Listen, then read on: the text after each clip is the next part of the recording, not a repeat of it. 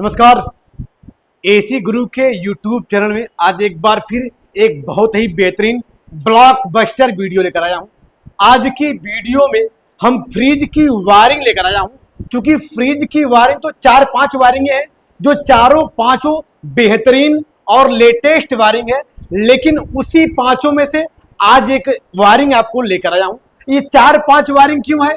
क्योंकि LG, Samsung, volts अलग अलग जो फ्रिजों की कंपनियां होती हैं वो अपना अलग अलग वायरिंग देती हैं, तो उसी बीच से एक वायरिंग आपको लेकर आया हूं। तो मेरे वीडियो पे आप अंत तक बने रहकर इस वायरिंग को आप समझिएगा।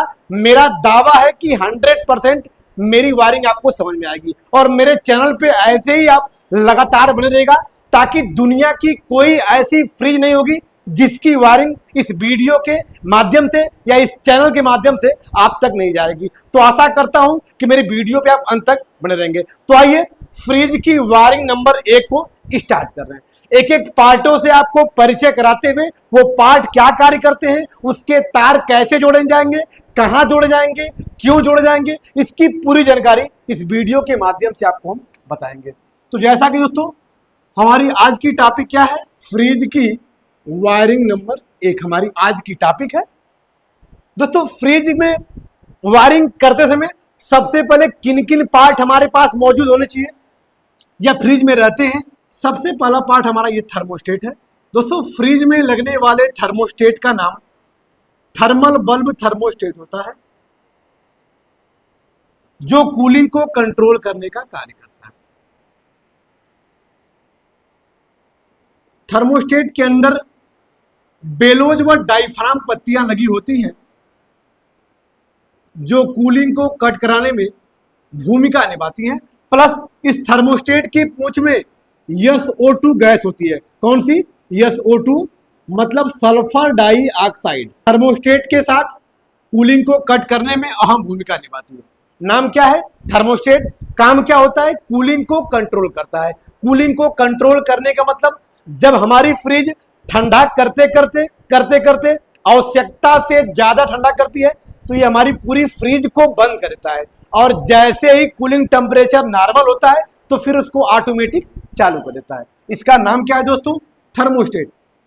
पूरा बकायदा आपको नाम के साथ इसका परिचय करा रहा हूं, ताकि मेरी वीडियो से आपको कोई भी किसी भी प्रकार का कंफ्यूजन न रह सके। तो ये हमारा पार्ट क्या है दोस्तों? थर्मोस्टेट है। इसके किसी एक पॉइंट से लाइट को हम इन कराएंगे और किसी एक पॉइंट से लाइट को आउट करा लेते हैं। अब बढ़ते हैं दूसरे पार्ट की तरफ। हमारा दूसरा पार्ट क्या है दोस्तों? Door switch. दूसरा पार्ट हमारा क्या है? डोर स्विच है।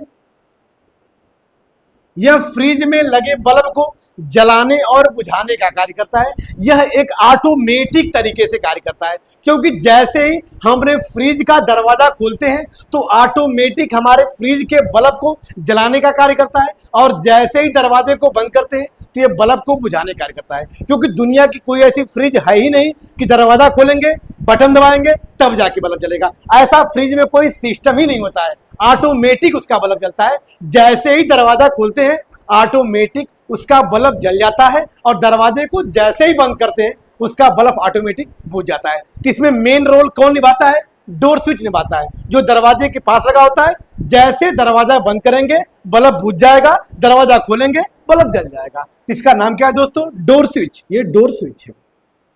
इसमें भी एक पॉइंट से लाइट को इन कराकर दूसरे पॉइंट से लाइट को आउट करा लेते हैं, क्योंकि ये भी स्विच है। किसी भी एक लाइट को ये बंद कर देता है। इसी कड़ी में अगले पार्ट की तरफ बढ़ते हैं। अगला पार्ट हमारा क्या है दोस्तों? तो फाइनली हमारा अगला पार्ट है बल्ब। ये क्या है? बल्ब है। ये क्या कार्य करता है? फ्रिज में क्यों लगा होता है? फ्रिज के अंदर रखी सामानों को देखने के लिए बल्ब का प्रयोग किया जाता है। एक बार फिर से मैं इसे रिपीट करूंगा।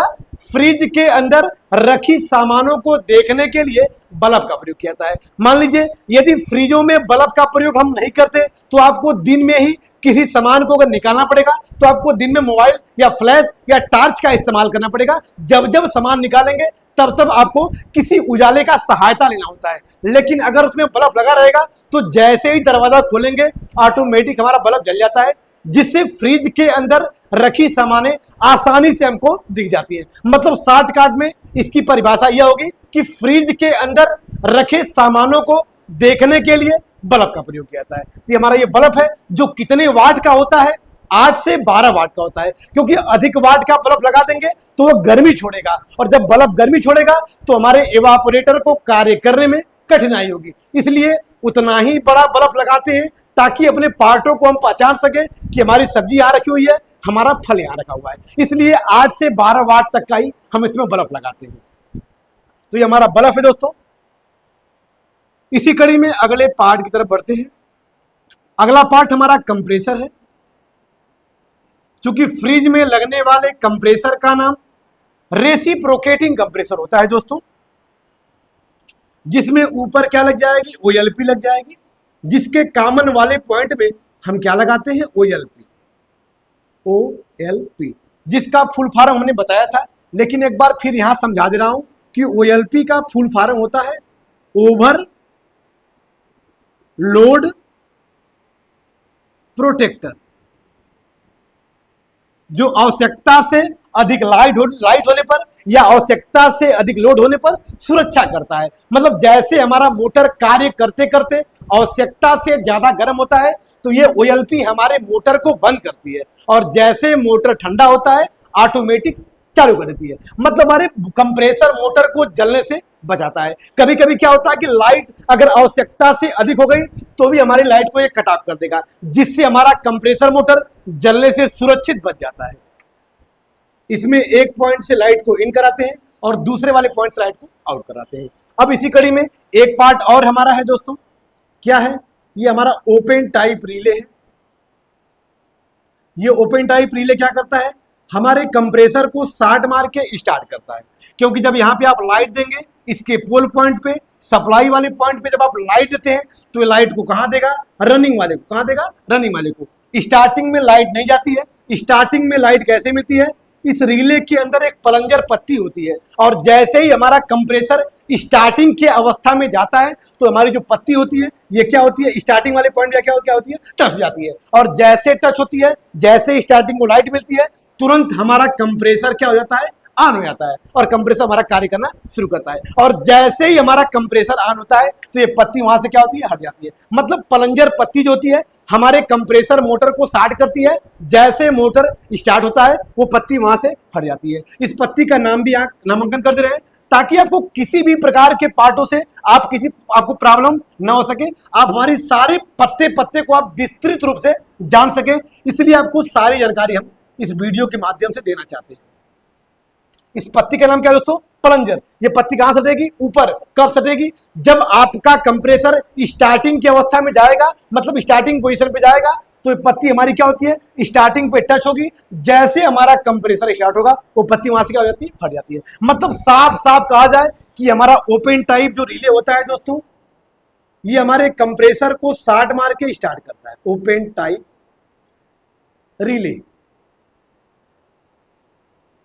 ये हमारा ओपन टाइप रिले है जो हमारे कंप्रेसर को शॉर्ट मार के स्टार्ट करेगा। ये क्या है, ओएलपी, जो ऑटो कट का कार्य करेगी। मतलब मोटर गर्म होगा तो बंद करेगी, ठंडा होगा तो चालू कर देगी। ये क्या है, थर्मोस्टेट, जो कूलिंग को कंट्रोल करेगा। ये क्या है, डोर स्विच, जो हमारे फ्रिज में लगे बल्ब को जलाने और बुझाने का कार्य करेगा। और ये क्या है, बल्ब, जो फ्रिज के अंदर रखी सामानों को देखने के लिए प्रयोग किया जाता है।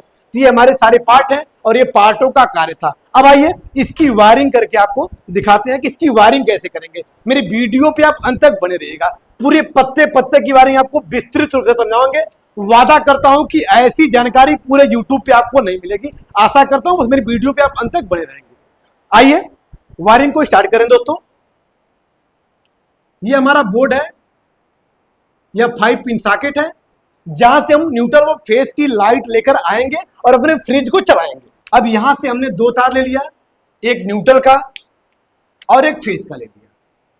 2 तार ले लिया दोस्तों। जैसा कि आप देख पा रहे होंगे, आप कंप्रेसर को यहां से आप चाहेंगे तो डायरेक्ट क्या दे देंगे, न्यूट्रल दे देंगे ओएलपी पे, और ओएलपी से कॉमन में क्या मिल जाएगी, न्यूट्रल की सप्लाई मिल जाएगी। तो यहां से इसको क्या मिल गया, न्यूट्रल मिल गया,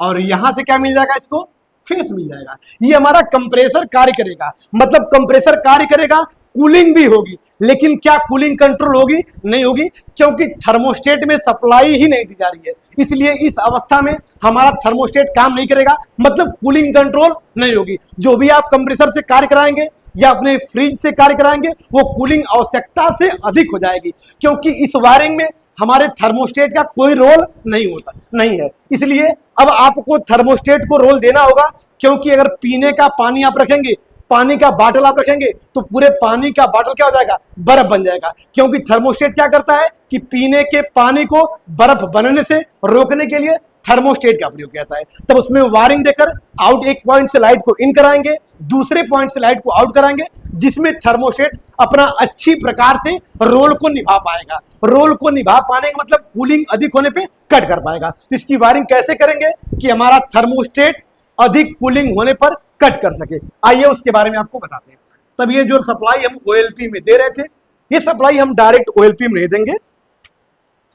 अब ये सप्लाई हमारी कहां जाएगी? थर्मोस्टेट के पास।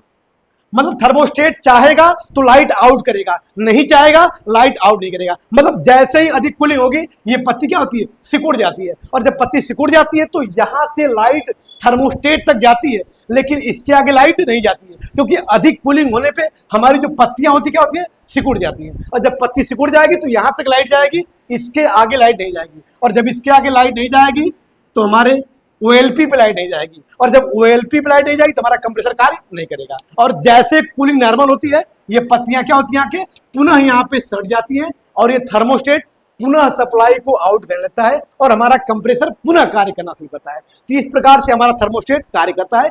कूलिंग अधिक होती है, सप्लाई को कट कर देगा, लाइट यहाँ नहीं आएगी, कंप्रेसर नहीं कार्य करेगा। कूलिंग नॉर्मल होगी, ये पत्तियां आके सट जाएंगी, ये कंप्रेसर कार्य करना शुरू कर देगा। तो अब बच गया हमारे डोर स्विच और बल्ब का सवाल। क्या बचा? अब हमारा क्या बच गया? डोर स्विच और बल्ब का सवाल, क्योंकि अभी इसमें हमने वायरिंग ही नहीं जोड़ी है, तार ही नहीं जोड़ा है, लाइट ही नहीं जोड़ी है। इसमें कैसे वायरिंग करेंगे? क्योंकि आपको पता है कि हमारा बल्ब है, एक बल्ब को कार्य करने के लिए न्यूट्रल व फेस दो लाइटों की आवश्यकता होती है। तो मान लीजिए आपको यहां से बल्ब से क्या मिल जाएगा? फेस मिल जाएगा, लेकिन न्यूट्रल कहां से मिलेगा? आइए पूरी जानकारी आपको देते हैं। तो आप क्या करेंगे दोस्तों? थर्मोस्टेट के जिस पॉइंट पे लाइट जाती है वहीं से लाइट कहां चली जाएगी? डोर स्विच के पास। क्यों? क्योंकि डोर स्विच एक प्रकार की बटन होती है, इसमें दोनों पॉइंटों में से किसी एक पॉइंट में लाइट इन करा के दूसरे वाले पॉइंट से आउट करा लेंगे। अब ये डोर स्विच लाइट को कब आउट करेगा? जब दरवाजा खुला रहेगा तो ये इसको न्यूट्रल देगा, दरवाजा बंद करेंगे ये इसको न्यूट्रल नहीं देगा। जब इसको न्यूट्रल नहीं मिलेगा तो बल्ब हमारा कार्य नहीं करेगा। लेकिन अभी भी बल्ब को फेस नहीं मिला हुआ है, फेस का तार आप देख पा रहे होंगे, यहां से हमारा फेस का तार आ रहा है। ये आप कहीं से भी काट के इसको फेस दे सकते हैं, लेकिन कंपनी कहां से भी होती है, आइए उसके बारे में बताते हैं। कंपनी इस रिले के पास से यहां उठाती है और यहां से फेस ले आके बल्ब में जोड़ती है। आप देख पा रहे होंगे जिस फेस को हमने कहां लेके आया है, रिले के पास, वहीं से एक तार निकाल के बल्ब में लाके कंपनी जोड़ती है। और आप चाहें तो यहां से यहां से यहां से यहां से मतलब कहीं से भी आप जोड़ सकते हैं, लेकिन कंपनी हमारी कहां देती है? रिले के पास से। तो रिले के पास से क्या मिल गया? फेस। डोर स्विच से क्या मिल रहा है? न्यूट्रल, जिससे हमारा बल्ब कार्य करना शुरू कर देगा। और तब तक करेगा जब तक दरवाजा बंद नहीं रहेगा। जैसे दरवाजा बंद करेंगे ये डोर स्विच हमारी लाइट को कट कर देगा। जब इस लाइट को डोर स्विच कट कर देगा तो हमारा बल्ब कार्य करना बंद कर देगा। और जैसे ही दरवाजे को खोलेंगे ये डोर स्विच पुनः बल्ब को न्यूट्रल देना शुरू करेगा, और बल्ब को यहां से फेस डायरेक्ट मिल रहा है, हमारा बल्ब कार्य करना शुरू कर देगा। तो ये रहा मेरा फ्रिज का एक बेहतरीन सी वीडियो। यदि मेरी वीडियो या मेरी वायरिंग आपको अच्छी लगी हो तो वीडियो को लाइक कर दीजिएगा, चैनल पे नए हैं तो चैनल को सब्सक्राइब कर लीजिएगा। आज मेरी वीडियो पे एक बच्चे ने थोड़ा सा गलत कमेंट कर दिया था, तो कोई बात नहीं, ठीक है, उसको अच्छा लगा इसलिए हमारी वीडियो पे आके या हमारे चैनल पे आके कमेंट कर दिया। इस विभाग पे, इस प्लेटफॉर्म पे नए मेरे दोस्त, इस ट्रेड से नया नहीं हूं, इस ट्रेड से, इस टेक्निकल विभाग से मेरा 17 साल से नाता है। आज के डेट में जो मार्केट में नहीं, पूरे पूर्वांचल की बात कर रहा हूं, जो भी लोग 5 मिलियन 10 मिलियन लेके उड़ रहे हैं ना, उनको यही से उनको स्टार्ट करना, यही से उनको स्टार्टिंग करना बताया हूं, यही से उनको उड़ना बताया हूं। तो मैं एक छोटी सी कहावत कहना चाहूंगा कि खुद को जलाकर दी है मैंने जमाने को रोशनी, खुद को जलाकर दी है मैंने जमाने को रोशनी, किसी का दिया छीनकर अपने घरों को उजाला नहीं किया, अपने घरों को उजाला नहीं किया। तो ऐसे ही मेरे चैनल पे आप लगातार बने रहिएगा। अगर हाँ, यदि मेरे माध्यम से आपको AC, fridge, geyser, washing machine जैसे संबंधित कोई भी कोर्स आप सीखना चाहते हैं तो यह Azad technical institute Kartalpur bypass Azamgarh में मौजूद है। अधिक जानकारी के लिए नीचे नंबर दिया हुआ है, इस पे आप संपर्क कर सकते हैं। फिर मिलते हैं नेक्स्ट वीडियो के साथ, तब तक के लिए धन्यवाद।